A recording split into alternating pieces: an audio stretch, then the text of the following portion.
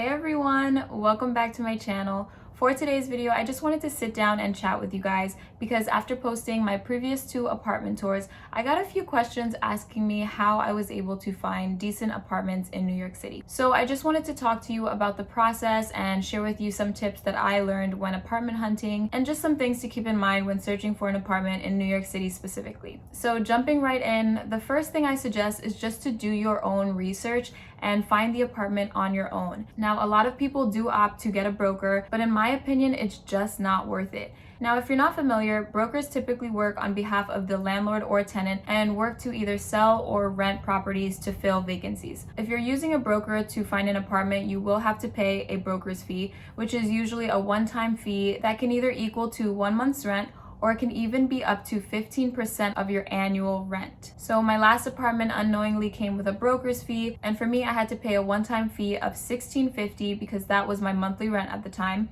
But they could have also charged up to 15% of my annual rent, which would have been $29.70. So that means I would have just been giving that $29.70 away, and that's in addition to your first month's rent that you have to pay and your security deposit. So it's just not worth it. Now, searching for apartments sounds tedious, but it really isn't all that bad, and for me, it kind of became a hobby after a while. So I highly recommend you try the Street Easy app. That's what I used to find my apartments, and I really thought it was pretty easy to navigate. Now, there are some other apps you can use like RentHop, Zillow, Trulia, and Zumper, but for me, I found Street Easy to be the easiest to navigate and also felt that it just had more listings in general. So if you want to avoid that broker's fee, Street Easy has a specific section where you can ask to only be shown listings that do not have a broker's fee attached. So definitely be sure to toggle that switch on so that you can completely avoid that altogether. Okay, so I want to talk about when to look for an apartment. In New York City specifically, the apartments go really fast.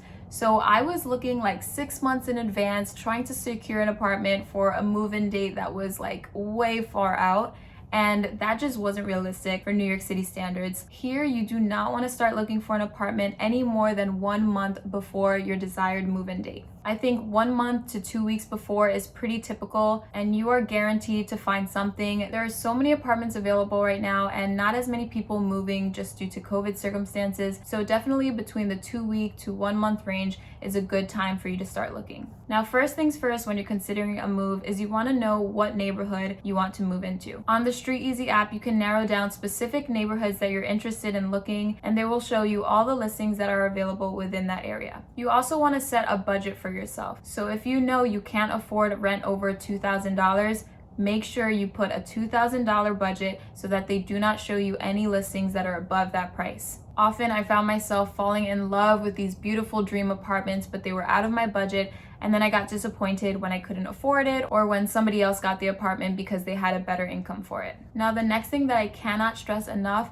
is just knowing and clearly defining what things are must-haves for you in an apartment or in a building or area. This can include amenities, but it also can be things like being close to transportation options if that's something that you need for accessibility. That wasn't something that I considered in my first place, and it's something that really affected me in my day-to-day life and commuting. So again, the Street Easy app just allows you to select specific criteria that meets your needs. For instance, that could be having a laundry in building, having garage parking, or even having a pet-friendly building. Now, once you have narrowed down your search, it's finally time to check out the listings and see which apartments catch your eye. I then just went through and saved or favorited any apartments that I really liked, and I reached out directly to the listing agent to schedule a tour. Now, another tip that is very important when doing this next part is to make sure that you're visiting the apartment in person. A lot of these apartments online have beautiful pictures and gallery photos and videos of the units that can sometimes be misleading. The photos oftentimes show the apartments fully furnished or can even make the units look bigger than they are in person. So I highly suggest that you view it for yourself and make sure that the apartment is up to par and exactly what you are looking for.